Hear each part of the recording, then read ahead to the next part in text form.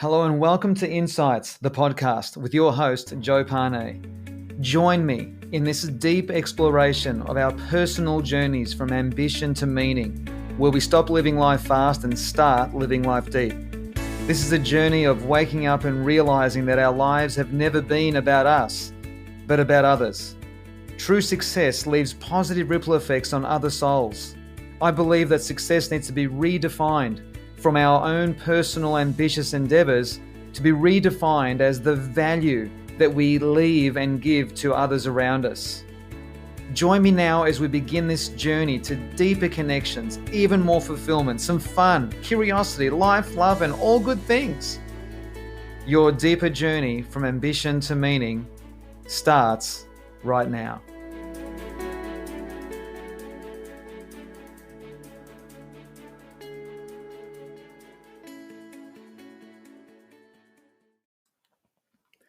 Hey everyone, it's Joe here. Welcome to episode 18.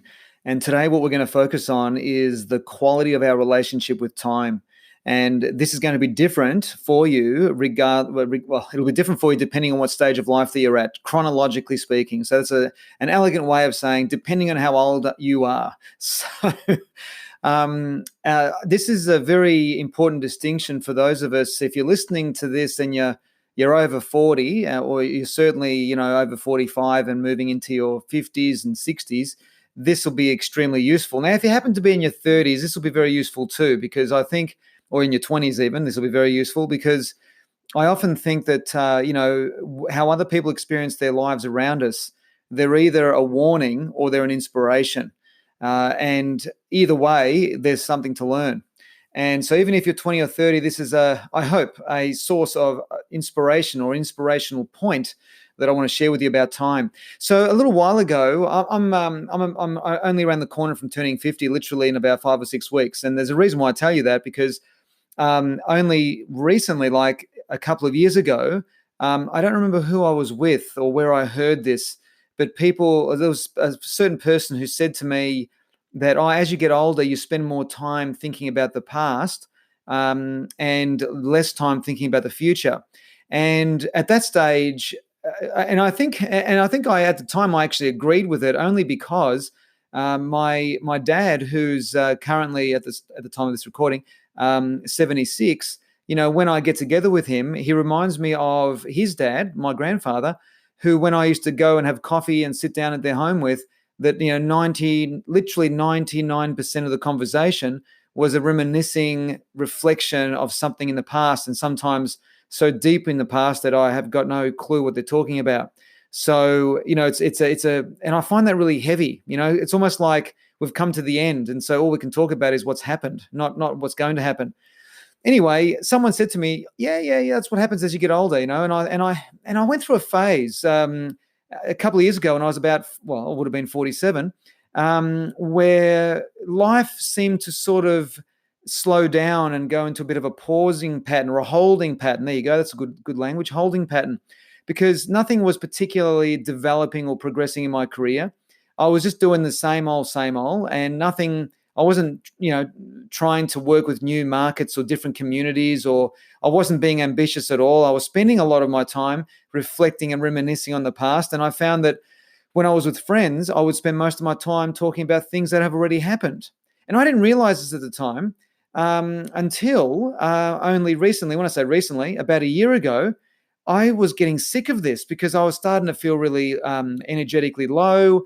I thought to myself, what are you doing spending all of your time in the past? You're only, you're not even 50. I mean, you've still got probably I reckon it is, the best part of life is still to come. So what are you doing reflecting on what you think the best is? I mean, the best hasn't necessarily gone by you. The best is ahead of you. Anyway, I made a decision a little while ago, about a year and a half ago, maybe a year, something like that, 12 to 18 months ago. I made a decision to allow myself to choose to be re-inspired by the future once again. Just like I used to think about the future when I was 25 or 35, where the thought of the future was exciting. There was an energy of anticipation, something to look forward to. There was expansion and growth and contribution riddled right through my future timeline in my imagination. And that was when I was in my 20s and 30s, which led me into the career that I have these days. But when I got into my late 40s, I stopped doing that. And it happened so slowly. It seemed organic and it seemed almost natural. But when everything went into a holding pattern, guys, I've got to tell you, the soul is designed to perpetually grow. It's not designed to stop.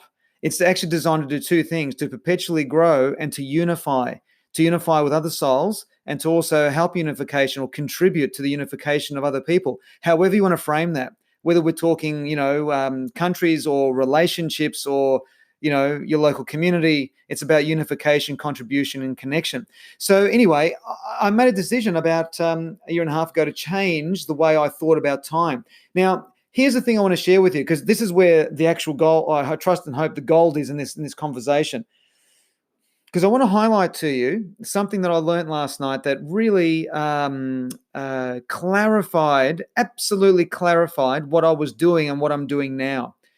And so last night, my wife Silvana and I had the absolute pleasure of seeing Caroline Myss. Caroline Myss, MYSS. If you don't know her, Google her. And she's an ex-medical doctor, medical intuitive doctor from 35 years ago, or her career as an author in the realm of archetypes and matters of the soul. She's been writing books for the last 35 years in this particular area, and she's quite an amazing woman. She's very grounded and matter of fact, and we loved her last night. And one of the things that she spoke about was how people develop anchors in their past timeline. And anchors meaning many different things. They're anchored to people that pissed them off or hurt them. They're anchored to something that happened when they were 12 because of a bad situation or an awful situation with a parent or with a guardian. They anchor themselves around remaining addicted to past memories and thoughts and emotions. There's a series of anchors that people create by immersing so much energy in the past. I often say to people in my trainings, there's nothing wrong with looking at the past. It only becomes a problem when you stare at the past. And when you stare at the past, that's all you're going to get. Anyway, what was fascinating, she said that having all these anchors tied to the past timeline creates what she calls psychic weight. And what that means is that your energy for what you want to put into the future, you simply don't have it, because most of your energy is going into holding on to what is going on in the past, or what has happened in the past, or what has, what annoyed you about the past, or holding on to someone that you haven't forgiven, or you just won't let go of, or you have all the elegant justification in the world to feel angry still about what happened back in 1978 or whatever it was. You know what I mean? I might have said this in one of the other podcasts in the past where, and I think I did. I had a podcast called The Delicate Art of Letting Go, which talks all about this, letting go stuff. So I found that I was developing anchors. When I was in a holding pattern, I was developing anchors. And then the thought of recreating myself and working with different markets and different communities and different groups and getting out there and really sparking it up made me feel exhausted. Just the thought of it back then, 2 years ago. Now I can understand why. Because of all of these anchors that were just literally just on the ground with all of these invisible psychic, emotional, energetical cords that were just holding on to me. Because I kept talking about the past, I kept thinking about the past, and I would then justify it with some friends and, get together for coffee or dinner and reminisce. It's like, I've had enough of reminiscing. Like, really? I'm over it. It's like the past has been great. There's been some tough parts and good parts and great parts. So what? Either way, it's gone. It's happened. So what Caroline Myss spoke about last night is that if we keep holding on to the past and these anchors remain, then as far as whatever's going to happen in the future, we're going to have to wait. Wait for what? Until the day arrives when we choose to let go of these anchors. She said things like synchronicities are going to slow right down. It'll take forever for synchronicities to line up. For us to be able to see clearly and to be able to see where we're going or what we want to achieve and who we want to become. All of that's just going to be on pause until you're willing to choose to let go of the past. And be honest with yourself and catch up to who you've become right now in the current time, which at the time of this recording, the year 2020, so we can start thinking about the future. Now, I had a fascinating conversation with my wife about this because Both of us, a couple of years ago when we were about 47, because we're only 6 months apart, both of us were doing the same pattern. I was reflecting on the past in terms of my victories and my joys of my career. And Silvana was echoing on the past in terms of when she was of a certain weight, when she was of a certain health, when she was of a certain, how her body used to be. Now, we both were stuck in this holding pattern because we were of the thought that this is just how it is as you're approaching 50 because we're getting older and, that's just what it is. It's like, hold on a minute. Can you hear what you are saying? You're not even 50 yet and you're talking like an 88-year-old man or woman. So as soon as we chose to let go of the past and refusing to even talk about it, I mean, every so often there's a little bit that we talk about, but most of our conversations now, and have been for the last year and a half, have been about anticipating the future. Now, as soon as I did that, call this coincidence, call it whatever you want, I choose to believe that as soon as I did that a year and a half ago, my professional development and my professional opportunities have gone to an entirely another planet.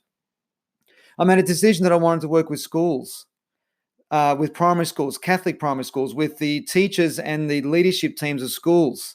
So far this year, we're only, barely 9 weeks into the year, and I've already had the honor of working with 3 schools.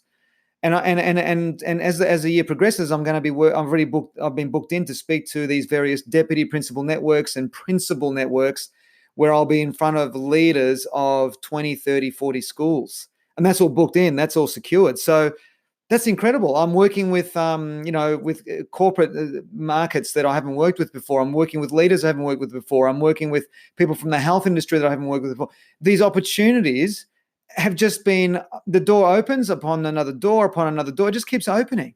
And that's because I truly believe this, because I've let go of these anchors into the past and staring at the past and talking about the past and carrying on about the past. My wife won't mind me telling you this. She went through a bit of a difficult time, a very difficult time physically. Full menopause hit, hormonal imbalances, thyroid issues, and, that was a tough time for her. And psychologically, she was also stuck in the past like I was. And at the same time, as she shifted her energy toward anticipating the future of how she wanted to be, how she wanted to feel, what kind of body she wanted, and I'm not talking, I know how this sounds. It's like, what kind of a body do I want or she want? I'm not talking about the superficiality of that. I'm talking about the deeper part of that, of who we need to be truly healthy, vital, and looking the way we're meant to look, like healthy human beings, not the way most people are looking.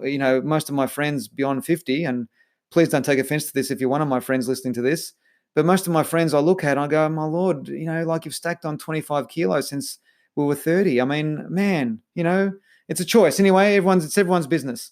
So apologies if I've offended anyone, but you know what? That's my life, and this is my podcast. I guess I can say what I want, but I'm going to tell you, as soon as she made that decision, everything's changed. Her attitude toward food has changed. Her strategy around food has completely transformed, and her body is transforming like you wouldn't believe.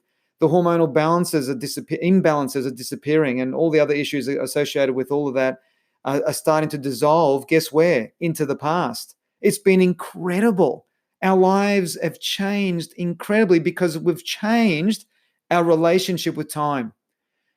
And I hope that this conversation, if it's triggered something in you, so be it.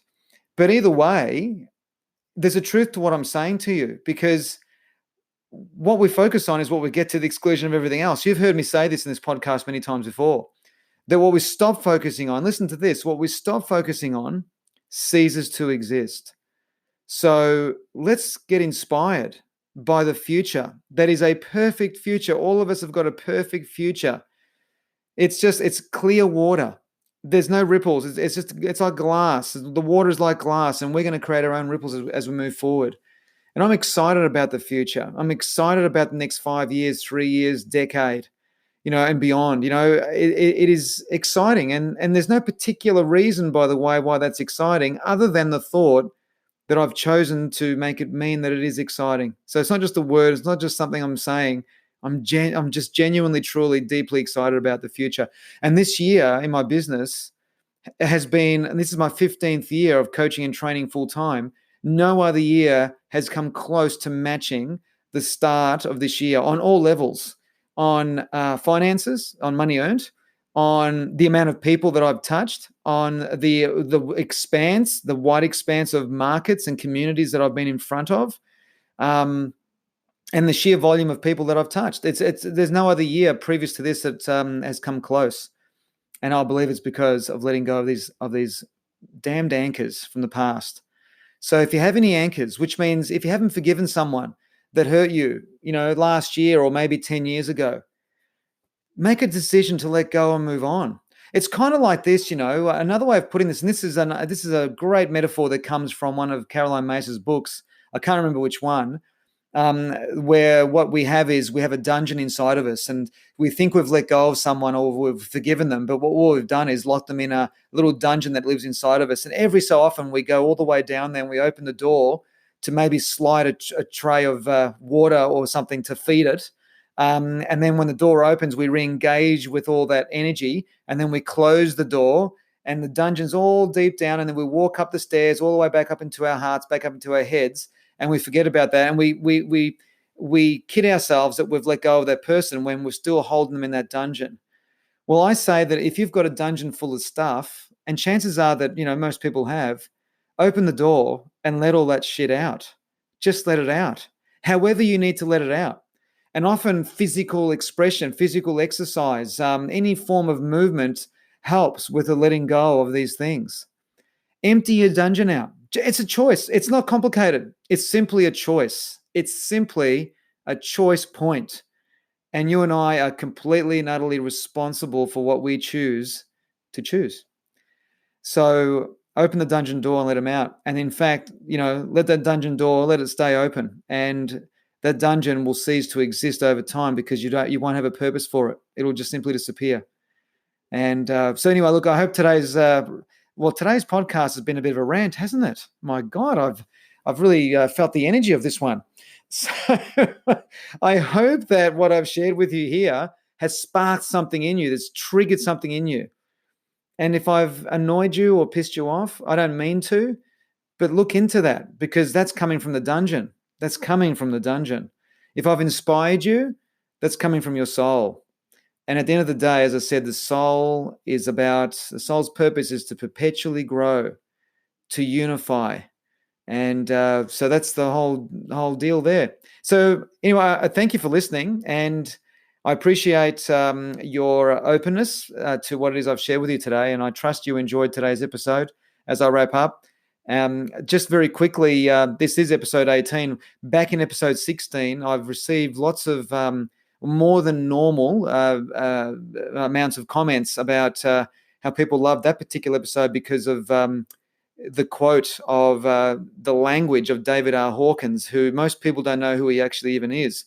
So based on this, and Dr. David R. Hawkins is one of my heroes in terms of his, not as a person, I never knew him as a person, so how can I have him as a hero? But his work is heroic to me, and his language is one of the most melodic, beatific, poetic, rhythmical language I've ever heard in describing the human condition. So based on the feedback I've had on that episode, my intention is in the next couple of episodes is to bring more of his work into our conversations and, quote use some of his work and have me commentate on it. So it helps because the language is amazing in demystifying the human condition. So I hope you've enjoyed today's conversation, which has been all about, changing our relationship with time, and enjoy. And if there's any comments and any trigger points, anything that's come up, do let me know. Feel welcome to message me on LinkedIn or my fan page on Facebook, which is simply at Joe Pane Insights.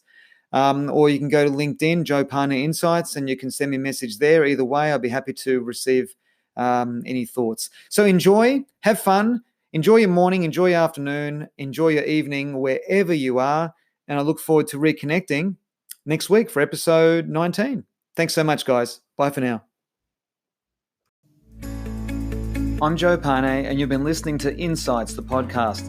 Thank you so much for joining me. And if you're thoroughly loving the journey of these messages, please feel more than welcome to leave a review And be sure to leave a comment on what you've been learning and how useful this has been to you and how you've been sharing this with those around you.